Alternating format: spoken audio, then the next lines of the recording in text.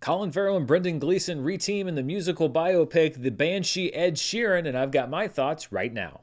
What's that? Oh, I'm sorry. I'm being told that they've reteamed in the Irish farcical comedy drama The Banshees of Inisherin, and I've got my thoughts right now.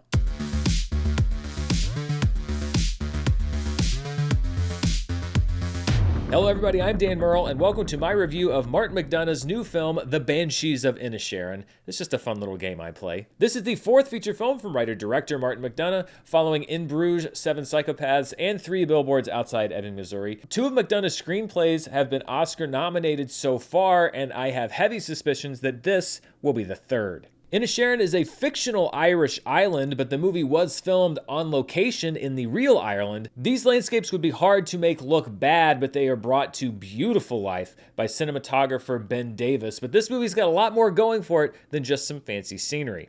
In this movie, perhaps more than any of his other ones, you can see Martin McDonagh's roots as a playwright. Because this is a story that, to an outside observer, doesn't seem like it has a whole lot of stakes. It might be even laughably low stakes for some people. In 1923, on the isolated island of Inisherin, Farrell, played by Colin Farrell, is distressed to learn that his best friend Colin, played by Brendan Gleeson, has decided seemingly overnight that he doesn't want to be friends anymore. I just don't like you no more. You do like me. I don't. You liked me yesterday. Oh, did I? Yeah.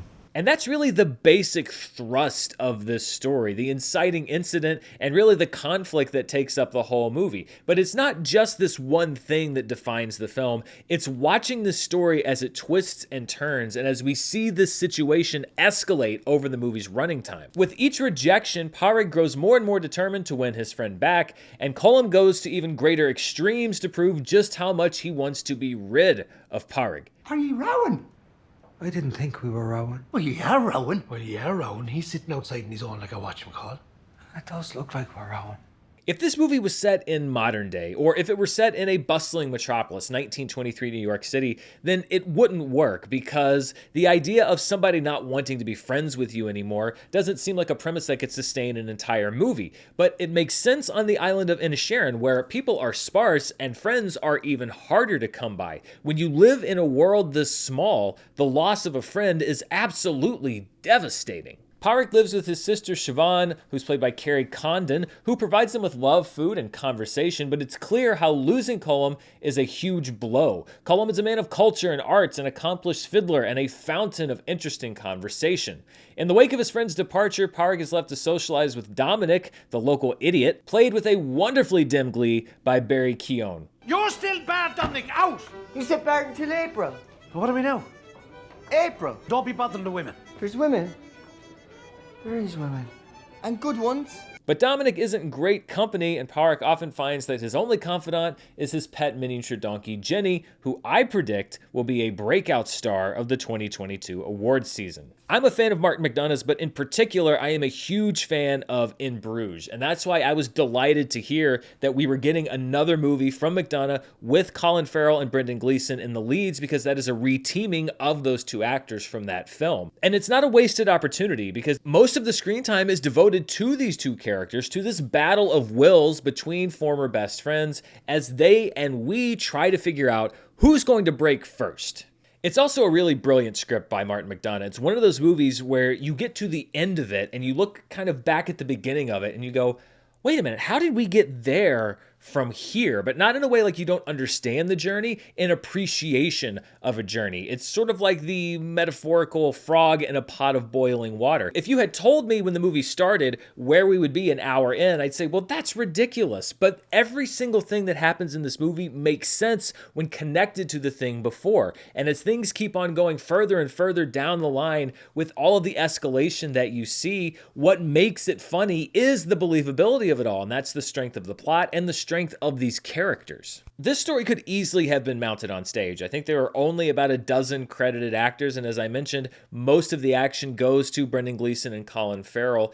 But the reason this movie doesn't feel too confined, doesn't feel very stagey, is because Martin McDonagh really opens up the world of Inisherin. By setting the movie nearly a century ago, we see a corner of the earth that is basically gone now, where people are specks swallowed up by the vast open land around them. them, and where the problems of the outside world, where things are more civilized, are a mere rumor and speculation. This movie is set in the real world, but it is so far removed from the world that we know today that it basically plays like a fantasy, and that gives Martin McDonagh license to do so much with the characters. In addition to Gleeson and Farrell, Carrie Condon does some fine work as Parig's sister Siobhan, who seems to be the only character who's beginning to grasp just how inconsequential the happenings of a handful of people on one small Irish island are beginning to feel. Was she never wild? Wild?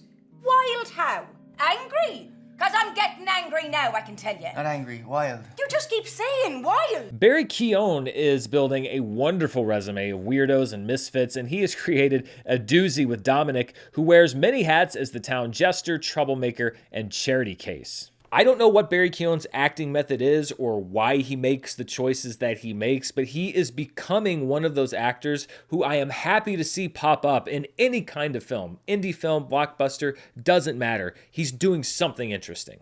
I loved the Banshees of Inisherin, although I admit that this is not going to be a film for everybody. There are going to be plenty of people, I'm sure, that find this movie too low stakes, too ridiculous, too talky. But I was delighted by every frame of this film, and it will be appearing on my list of favorite 2022 movies. I can guarantee you that. Great movies are able to transport you somewhere else, and when they do their job properly, it feels like a magic trick. Well, I found The Banshees of Inisherin to be a magical film. It has been in limited release in very few theaters for the past couple of weeks. It is expanding to more theaters this weekend in the domestic market, so if it hasn't been available near you, there's a better chance this weekend that it is going to be available, and hopefully in the next week or two it will continue its nationwide expansion. If you're looking for a complete picture of the movies of 2022, especially for awards consideration, but more importantly, just for seeing great movies, then I think The Banshees of Inisherin has got to be on your to-see list.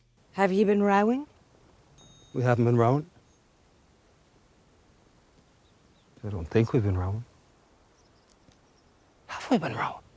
Those are my thoughts on The Banshees of Inisherin. Are you looking forward to seeing it? Let me know down in the comments below. And before we go, you know Ireland is an island, but you know what else is? New Zealand, where they filmed Amazon's The Lord of the Rings, The Rings of Power. How's that for a segue? I'm still prepping my full review of Season 1, but until that drops, if you're looking for a behind-the-scenes look at that show, then the sponsor for this video will probably be right up your alley. Take it away, Felicia Day.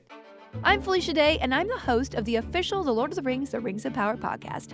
In every episode, I'm going backstage for an all-access look at what it took to bring Middle-earth to life. I'll even have the first full breakdown of the incredible season finale with the series showrunners, J.D. Payne and Patrick McKay. I will be sharing juicy behind-the-scenes stories and processing all the holy crap moments with the members of the cast and crew. Numenor has got to be the most amazing thing ever, and we wanted it to just be the greatest kingdom of men that ever existed. The elves are arrogant and vain. They're not beyond being corrupted. Can I just say, watching Owen Arthur eat in his full regalia is the most hilarious thing. So if you want to deep dive into every episode, watch The Rings of Power on Prime Video and listen to all 8 episodes of the official The Lord of the Rings, The Rings of Power podcast for free on Amazon Music. Download the Amazon Music app now.